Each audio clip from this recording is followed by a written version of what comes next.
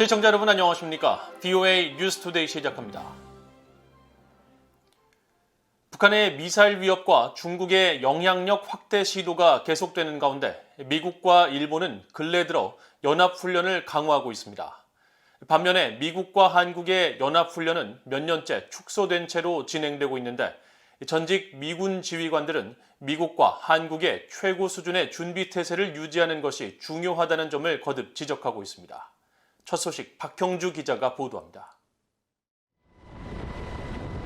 지난 7일 필리핀해 미국 해군과 해병대, 공군 원정대가 일본 해상자유대와 함께 대규모 훈련을 벌였습니다.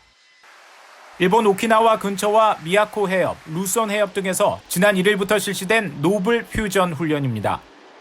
미군과 일본 자위대의 신속 통합기동 역량과 해상 거부작전 수행 능력 강화 훈련으로 미국 해병 원정대와 상륙 준비단의 동시 훈련은 이례적인 일입니다. This was the first time since 2018 that two Marine Expeditionary Unit Amphibious Ready Group teams were operating together in the Indo-Pacific.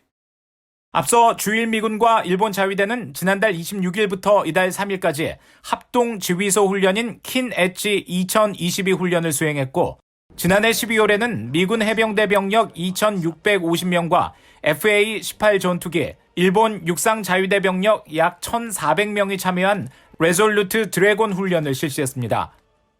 북한이 미사일 시험 발사를 재개하고 중국이 영내 영향력 확대를 지속적으로 모색하는 가운데 미국과 일본이 육해공 전 영역에서 실기동 훈련을 강화하고 있는 것입니다.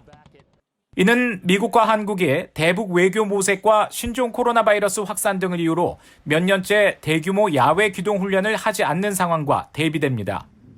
매년 3월과 4월 전쟁 상황을 가정한 대규모 기동 훈련인 독수리 훈련은 2019년 공식 폐지됐고 3월 키 리졸브 연습과 8월 을지 프리덤 가디언 연습은 2019년 연합 지휘소 훈련으로 규모가 축소되거나 대체 훈련으로 진행됐다가 2020년 이후부터는 코로나 상황으로 무기 연기 또는 축소돼 진행됐습니다. 하지만 북한이 무기 개발을 지속한 채 대화를 거부하고 오히려 미한연합훈련을 대북 적대시 정책으로 간주하며 중단을 요구하는 상황에서 훈련이 계속 축소되는 것을 우려하는 목소리가 높습니다.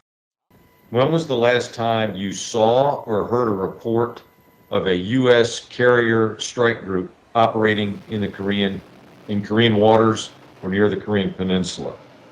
Or when was the last time you saw a U.S. fifth generation fighter training in Korean airspace?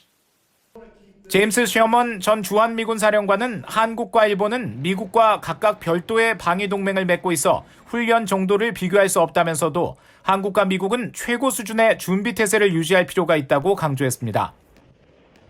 이런 가운데 미국 국방부는 3월로 예정됐던 올해 첫 미한 연합 군사훈련이 4월로 미뤄졌다는 일부 보도와 관련해 이 훈련은 도발적이지 않고 방어적이며 당장 오늘 밤이라도 싸울 수 있는 동맹 준비태세를 유지하기 위한 것이라면서 군사준비태세는 국방장관의 최우선 관심사라고 밝혔습니다. VOA 뉴스 박형주입니다. 북한은 국제평화와 안보의 위협이 되며 미국의 목표는 한반도의 완전한 비핵화라고 미국 국무부가 거듭 강조했습니다. 잘리나 포터 국무부 부대변인은 8일 전화브리핑에서 북한이 북중 접경 지역에 대륙간 탄도미사일 ICBM 발사기지를 운용하고 있다는 보도와 관련한 질문에 미국은 북한을 억제하는 데 중요한 이해관계를 갖고 있으며 북한의 도발로부터 미국을 방어하고 가장 위험한 무기 프로그램의 범위를 제한하기 위한 미국의 군사력 사용과 동맹국의 미군 배치 유지 등이 여기에 포함된다면서 이같이 밝혔습니다. 또 미국과 호주, 일본, 인도가 참여하는 4자 안보대화 쿼드에 한국 참여 가능성을 묻는 질문에는 쿼드는 영내 민주주의 국가 간 필수적 다자 합의체로 민주주의와 평화, 안보, 번영에 대한 공동의 약속을 공유한다면서 미국은 북한과 가장 잘 관여할 수 있는 방법에 대해 한국, 일본 등 기타 동맹과 계속 긴밀히 협의하고 있으며 미국과 동맹에 대한 북한의 위협 정도에 따라 북한 도발에 대해 조정된 접근 방식을 취하고 있다고 설명했습니다. 최근 미국 하원 본회의를 통과한 중국 견제 목적의 대규모 투자 법안인 미국 경쟁 법안에 북한의 위협을 다루는 조항들이 추가됐던 것으로 파악됐습니다. 민주당의 존 게러맨디 하원 의원은 지난 4일 본회의를 통과한 미국 경쟁법안에 북한을 비롯한 중국, 러시아, 이란을 대상으로 주요 공급망 회복 프로그램에 따른 금융 대출과 보증이 금지된 우려국 목록에 추가하는 수정안을 포함시켜 최종 처리되었습니다. 반면에 공화당의 브래드 웬스트럽 하원 의원은 잠재적 감염증 대유행 병원균 관련 기능 획득 연구 지원에 연방 예산이 쓰이지 못하도록 하는 대상에 중국은 물론 북한도 포함하는 수정안을 제출했고, 한국계인 공화당의 미셸 스틸 하원 의원도 북한을 포함한 중국, 러시아, 이란의 국영기업이 미국 항구의 운영 또는 관리 계약을 체결한 회사의 소유권을 갖는 것을 금지하는 내용의 수정안을 제출했지만 두 수정안 모두 최종 법안에는 포함되지 못했습니다. 세계 최대의 국제 인권단체들이 잇따라 한국 대선 후보들에게 북한 주민들의 인권 증진을 위해 노력할 것을 촉구하고 있습니다.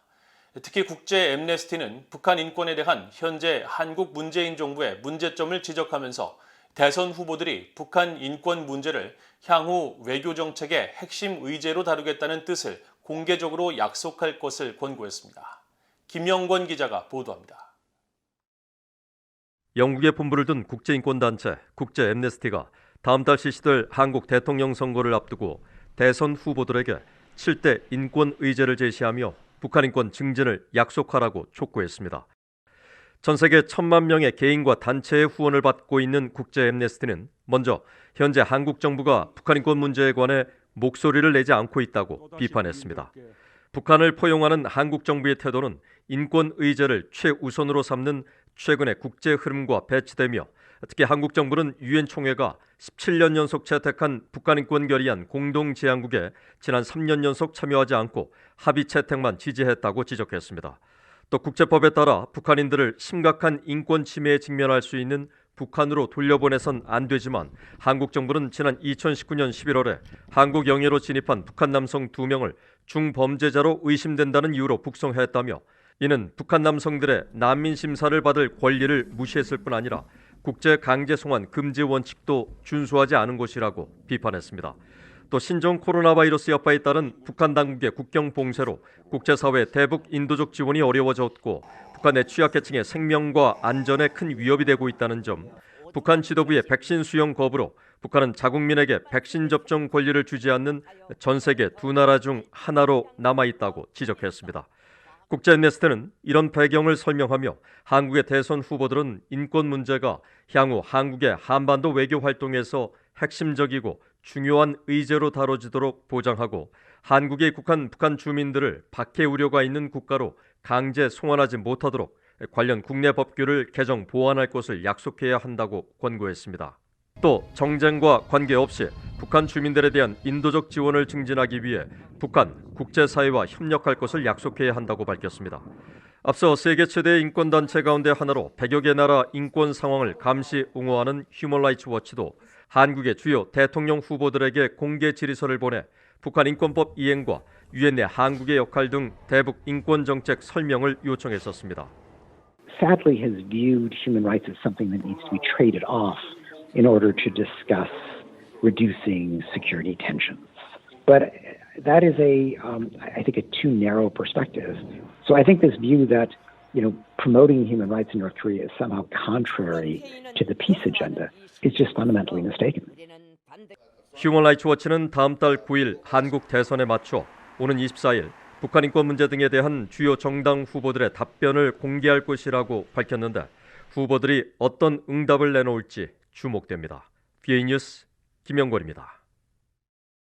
유엔 안보리 대북제재위원회가 인도적 지원을 위해 잇따라 제재 면제를 승인한 물자들이 북한 당국의 국경 봉쇄 조치로 아무 진전 없이 전달되지 못하고 있다고 대북 구호단체들이 밝혔습니다. 지난 2020년 유엔 안보리 대북제재위원회로부터 북한 내 식량 지원 사업과 관련해 제재 면제를 승인받고 면제 기간 연장까지 허가받은 핀란드의 비정부기구 핀란드 교회 원조기구는 8일 VOA에 승인 물자와 관련해 아직도 계획 단계에 있다면서 북한의 국경이 여전히 닫혀 있다고 밝혔습니다. 북한 당국의 국경 봉쇄 조치로 이미 2차례나 제재 면제 기간 연장을 신청했던 미국 내 한 구호단체도 북중 국경과 관련해 아무 변화가 없다면서 올해 말 만료되는 제재 면제 기간에 대한 연장을 또다시 신청해야 할 것으로 보인다고 전했습니다. 미국 국무부는 북한의 코로나 바이러스 대응이 국제사회의 원조 전달 능력을 심각하게 제한하고 있다고 지적하고 북한 내 취약계층에게 인도적 지원을 제공하려는 미국과 국제기구 등의 노력을 적극 지지한다는 입장을 거듭 밝혀왔습니다. 카리브해 국가 세인트 키츠네비스가 자금 세탁 고위험 국가로 분류된 북한을 포함한 3개 나라에 이민을 금지하고 있는 것으로 나타났습니다. 국제 자금 세탁 방지 기구가 최근 공개한 세인트 키츠네비스에 대한 자금 세탁과 테러 자금 조달 방지 상호 평가 보고서에 따르면 세인트 키츠네비스는 1984년부터 투자 이민 제도를 운영하면서 전 세계 이민 희망자들에게 시민권을 부여하고 있지만 북한과 이란, 아프가니스탄 출신 국적자들은 이민 신청서 제출조차 금지하고 있습니다. 이 같은 조치는 세인트 키츠네비스의 시민권 취득을 위해서는 부동산 투자금 20만에서 40만 달러 혹은 지속 가능한 성장 기금의 15만 달러를 기부해야 하지만 북한 등은 이민 신청 단계에서 이미 서류가 반려된다는 의미이며 북한 등이 자금 세탁에 대응 조치를 요하는 고위험 국가라는 점이 고려됐습니다. 자금 세탁 방지 기구는 북한에 대해 지난 2011년 주의 조치국에서 최고 수준인 대응 조치국으로 경계 수위를 높인 뒤 10년 넘게 이를 유지하고 있습니다. 이상으로 VOA 뉴스투데이를 모두 마칩니다. 시청해주신 여러분 고맙습니다.